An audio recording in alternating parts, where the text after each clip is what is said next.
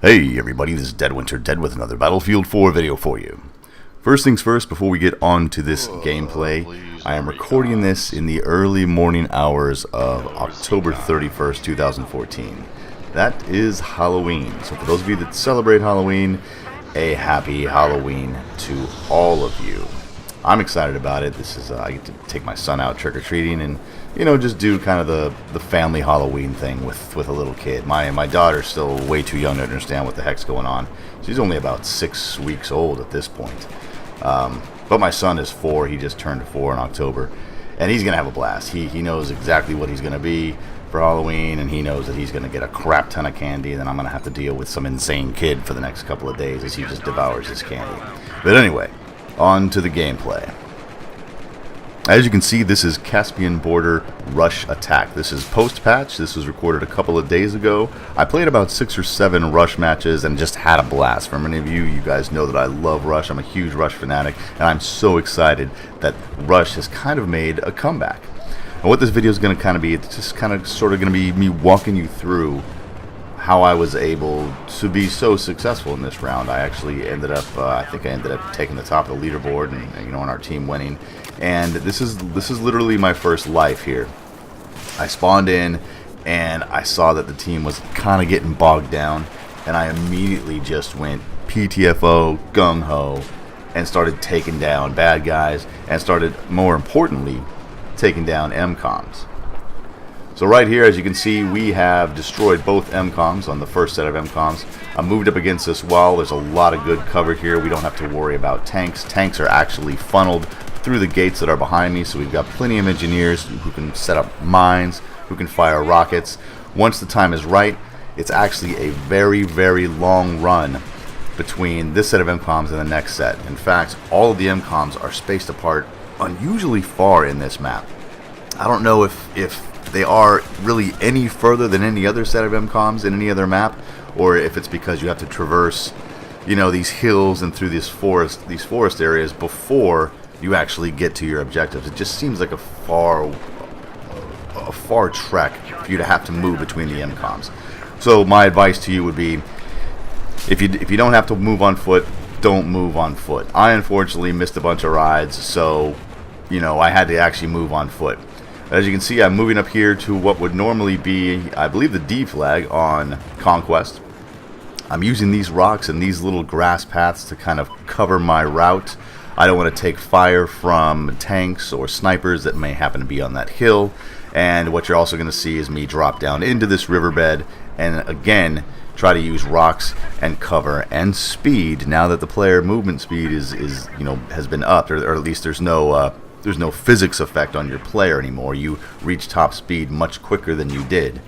Once I get to these ruins, I try to assess what's going on, come up top, take a look, and immediately become aggressive and push this MCOM.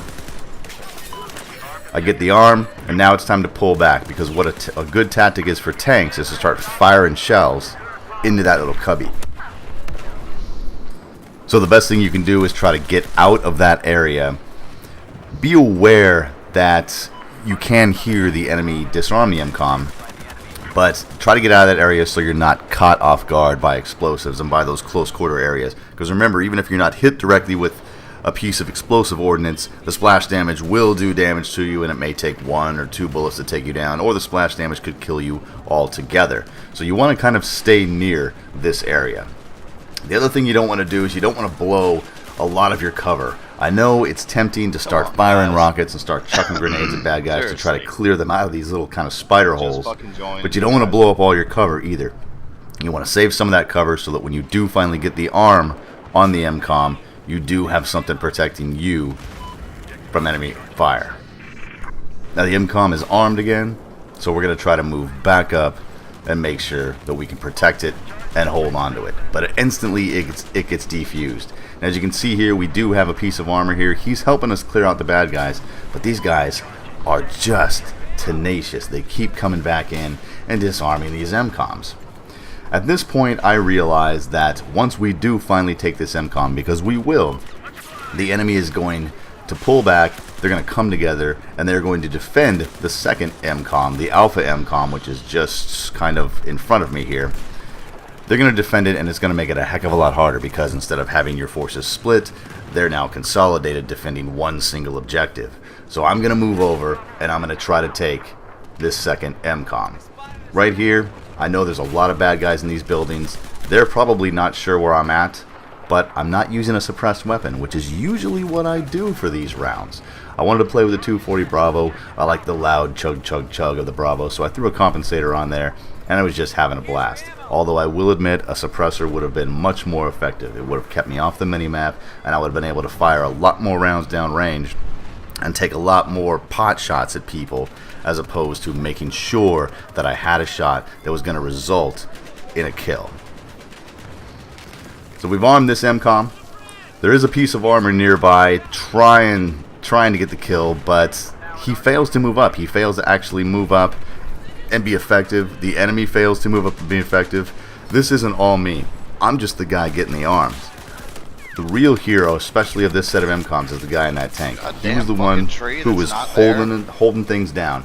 Absolutely pushing, being aggressive, but not being stupid, because the other thing you don't want to do is you don't want to throw away your armor assets. You don't want to throw away your vehicle assets. Now, maybe some Jeeps and motorcycles might be a little bit expendable because they may not serve too much of a purpose. But your LAVs, your transport choppers, and your tanks, you want to make sure that you keep them alive at all costs, because sometimes those long respawn times on vehicles can really burn your tickets. Now right here, this is a funny fail. I'm arming the MCOM, then I plant C4 on it. And I run out this door and realize, oh crap, I didn't actually finish arming it. My finger must have slipped or something, so that was a huge fail on my part. But the enemy fails to take me down, and I'm able to go back in, correct my mistakes, and get the arm on this MCOM. Well guys, that's pretty much gonna wrap it up. I think in the end here I only got 7 kills and like 4 deaths.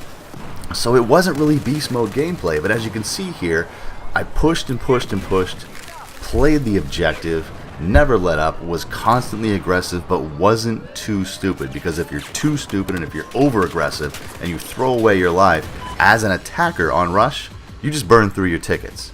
You burn through your tickets and you never get those tickets back, and you'll end up reading "your team lost" as opposed to what you see right there. Anyway guys, I hope you guys are still enjoying Battlefield, still enjoying new Rush and post-patch. My name's Dead Winter Dead. Thanks for watching.